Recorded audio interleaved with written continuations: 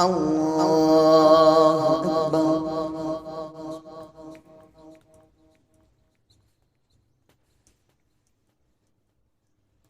الحمد لله رب العالمين الرحمن الرحيم مالك يوم الدين إياك نعبد وإياك نستعين اهدنا الصراط المستقيم صراط الذين أنعمت عليهم غير المغضوب عليهم ولا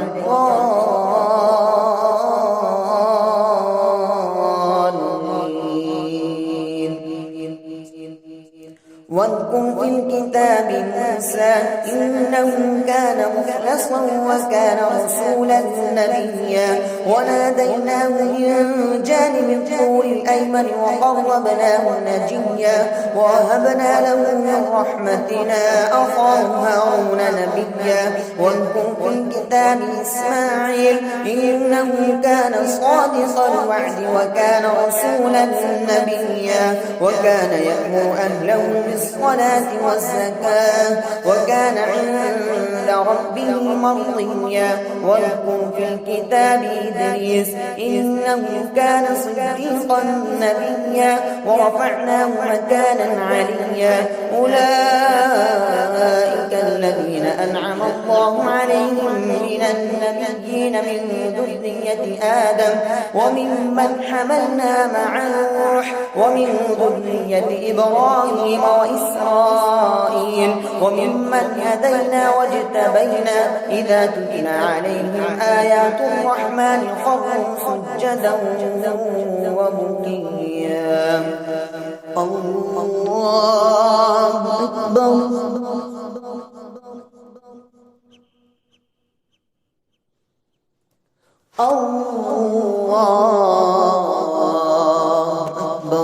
فخلف من بعدهم خلف أضاعوا الصلاة واتبعوا الشهوات فسوف يلقون غيا إلا من تاب وآمن وعمل صالحا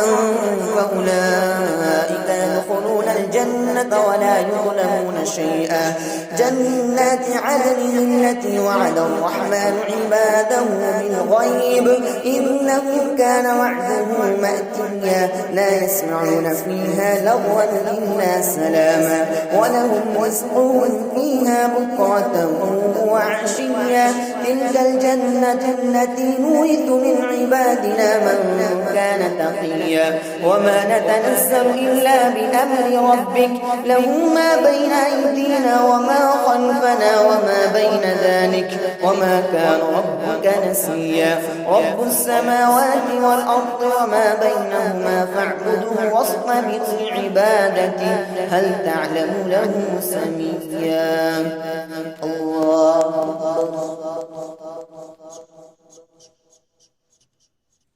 سمع الله لمن حمده الله أكبر الله أكبر الله أكبر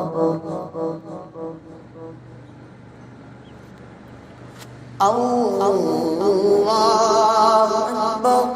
الحمد لله رب العالمين الرحمن الرحيم مالك يوم الدين إياك نعبد وإياك نستعين اهدنا الصراط المستقيم صراط الذين أنعمت عليهم غير المغضوب عليهم ولا الضالين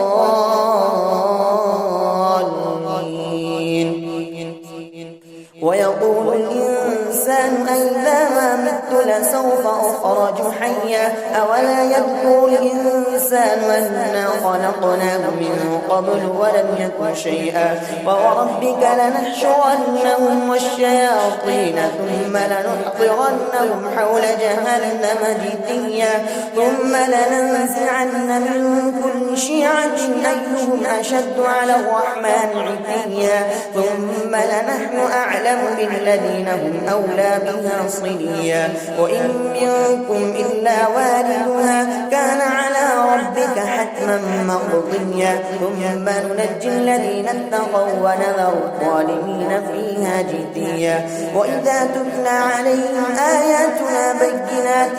قال الذين كفروا للذين آمنوا أي الفريقين خير مقاما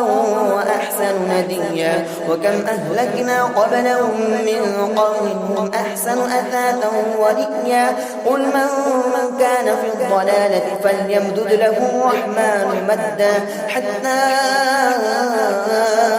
إذا رأوا